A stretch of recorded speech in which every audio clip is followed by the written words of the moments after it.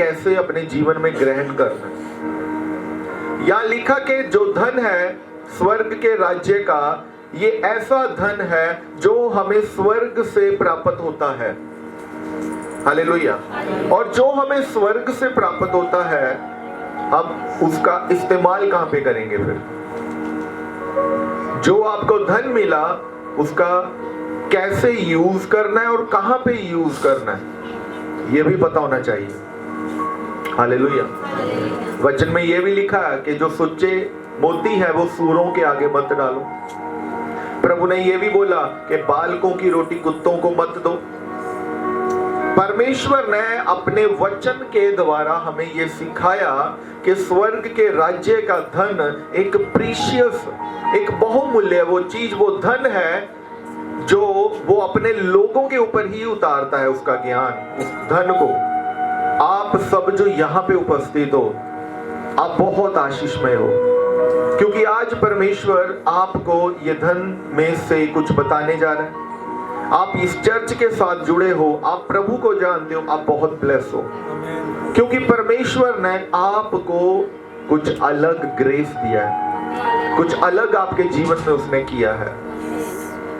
अभी धन तो आ गया, आत्मिक धन तो मिल गया, पर उसका इस्तेमाल करना नहीं आता,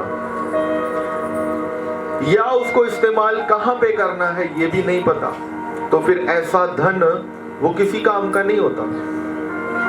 फिर वचन में लिखा है कि जिसके पास है उसे और दिया जाएगा, जिसके पास नहीं है उसे वह भी ले लिया जाएगा जो उसके पास है।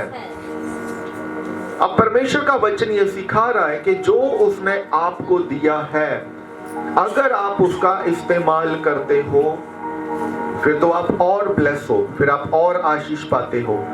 पर अगर आप उसका इस्तेमाल नहीं कर रहे, जो आपके सेविंग अकाउंट में पड़ा है वो आत्मिक धन, वो फिर किसी काम का नहीं, लिखा फिर वो आपसे ले लिया जाता है। इसलिए हमें समझदार और एक्टिव रहना है कि जो परमेश्वर ने हमें दिया, हम उसको परमेश्वर के कामों में लगाएं। जितना ज्यादा हम उसको यूज करेंगे, उस ग्रेस को, उस एनॉइंटिंग, उस आत्मिक धन को, ये उतना ही बढ़ता जाएगा। हालेलुया। जब एक प्रचारक, प्रभु का दास, जब वो बताते हैं आपको वचन के विषय में कुछ भी, अब वो उस आत्मिक धन से आपके साथ कुछ बांट रहे हैं, आपको कुछ दे रहे हैं। अब आपने सुना, पास्टर जी ने बड़ा अच्छा वचन सुनाया जी, आमीन हो गया। जैसे ही मीटिंग खत्म हुई, ये आत्मिक धन जो आपने लिया, उसी समय से परमेश्वर नोटिस करता है, वॉच करता है, क्या आप उसका इस्तेमाल कर रहे हो। अगर आप उसका इस्तेमाल कर रहे हो तो आप जैसे ही मीटिंग में से निकलते हो, जिस ग्रेस में, जिस मसा में, आप उसी मसा में बने रहते हो। आप अपने घर जाते हो, आपकी फैमिली भी ब्लेस होती है, आप जिस किसी से मिलते हो वो भी ब्लेस होता है। और फिर लोग देखते हैं, आपसे पूछते हैं कि तू इतना ब्लेस क्यों है, क्या है तेरी ब्लेसिंग का राज, क्यों तू इतना आशीषमय है, क्यों तेरे फेस पे ये एक ग्रेस हमें नजर आता है। तो आप उसको बोल सकते हो, बता सकते हो कि ये ग्रेस कहां से आया, कहां से आया? परमेश्वर की उपस्थिति में से। जब वचन में हम देखते हैं कि मूसा जब जाता था पहाड़ के ऊपर प्रार्थना के लिए, और वहां से जब वो नीचे उतरता था तो लोग उसको देख नहीं पाते थे। मूसा भी अपने मुंह को वो ढक के रखता था, इसलिए क्योंकि जब वो परमेश्वर से मिलता था तो ऐसा उसके ऊपर ग्रेस रहता था कि कोई उसके साथ आई कांटेक्ट नहीं कर पाता था। आज जब आप परमेश्वर की हजूरी में आते हो, तो परमेश्वर की हजूरी में आना ये सबसे उत्तम चीज है, ये सबसे उत्तम समय है जो आप परमेश्वर को देते हो। और जितना ज्यादा प्रभु को समय दोगे, उतना ही ज्यादा आप ब्लेस होगे। आज आपको आशीषों को लेने के लिए जोर नहीं लगाना,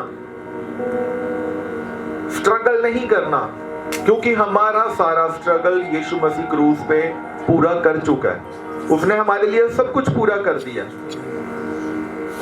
कोई भी ऐसी आपकी रिक्वायरमेंट, आपकी कोई भी ऐसी प्रार्थना नहीं जो आप ये बोलो कि ये नहीं हो सकती। मसीह में, प्रभु यीशु मसीह ने हमारे सब दुखों को, बीमारियों को, श्रापों को उसने अपने ऊपर ले लिया और वो कुर्बान हो गया और उसने हमें आजादी दी है। हालेलुया। हमें इस धन की महत्ता को समझना है। यहाँ लिखा कि स्वर्ग का राज्य खेत में छिपे हुए धन के समान है, जिसे किसी मनुष्य ने पाया और छिपा दिया। छिपा दिया का मतलब क्या है? छिपा दिया का मतलब जब आपको वो आशीष मिलती है, आपको वो अनुग्रह मिला, आपके ऊपर परमेश्वर ने वो आशीष को उतारा, आप इतने ज्यादा एक्साइटेड हो, आपके पास शब्द नहीं है, आप उसको बयान नहीं कर पा रहे।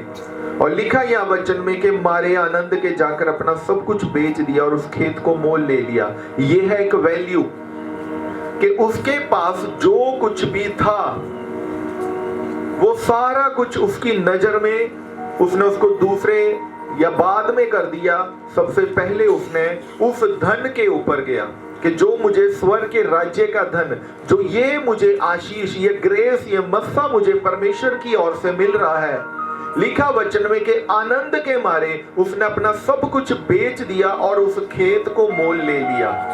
ये एक इंपॉर्टेंस है, ये है प्रेफरेंस, ये है कि परमेश्वर के वचन को आप कितनी अहमियत देते हो, परमेश्वर की उपस्थिति को आप कितना ज्यादा अपने जीवन में जरूरी समझते हो। परमेश्वर, उसके लिए कोई भी काम कठिन नहीं है। हम इस पृथ्वी पे रहते हैं और हमें इस पृथ्वी का, इस धरती का नॉलेज है। परमेश्वर ने ये धरती बनाई है तो उसे पूरे ब्रह्मांड का नॉलेज है, क्योंकि उसने अपने हाथों से सब कुछ रचा है। हालेलुया। आप जब प्रार्थना करते हो परमेश्वर मुझे चंगा कर, तो परमेश्वर मना नहीं करता कि मैं नहीं चंगा करूंगा। वो कहता कि मैं तुझे चंगा ऑलरेडी कर चुका हूं, मैंने तुझे वो धन दे दिया है, अब तू उसका इस्तेमाल कर। हम जैसे एवरी संडे मीटिंग होती है, जब भी प्रार्थना सभा रखी जाती है, वो परमेश्वर की ओर से एक बुलाहट होती है। परमेश्वर चर्च में, कलीसियाओं में वो अपने सेवक को बोलता है, जैसे आप यहाँ पे पास्टर जी हैं, परमेश्वर बोलता है कि हाँ एक मीटिंग रखो, ऐसा करो। पता इनको भी नहीं होता, पता किसी को भी नहीं, पता मुझे भी नहीं, पर परमेश्वर उन कार्यों को करने के लिए हमें पहले वो बोलता है, वो दिमाग में, माइंड में उन चीजों को डालता है, फिर उसके बाद वो उन कामों को करता है। और यहाँ पे हम देखते हैं कि वचन में लिखा कि हमने परमेश्वर की हजूरी को अपने जीवन में प्रथम स्थान पे रखना है। Hallelujah, hallelujah. अपने पड़ोसी को बोलो, बोलो परमेश्वर तेरी जीवन में प्रथम स्थान पे हो। बोलो अपने जीवन में परमेश्वर को पहले स्थान पे रखो। आमीन, हालेलुया, हालेलुया। परमेश्वर का वचन है कि जब आपको आत्मिक धन के विषय में बताया जाता है तो बहुत से कुछ ऐसे हैं जो वचन सुनते हैं, जैसे बीज का दृष्टांत है, पर लिखा वहां पे क्या होता है, लिखा वो झाड़ियां होती हैं और वो झाड़ियां उस बीज के फल को, बीज को बढ़ने से रोक देती हैं। वचन को सुना, जैसे ही आमीन हुआ, दुनिया के फिर से उन कामों में लग गए, भूल गए क्या सुना, भूल गए क्या समझा। और फिर कुछ ऐसे हैं कि पता है वचन के विषय में, पर फिर उनको ये लगता कि कुछ ऐसा काम है, कुछ जिम्मेवारियां, ये भी करना, ये भी करना, वो भी वचन को पीछे करते हैं।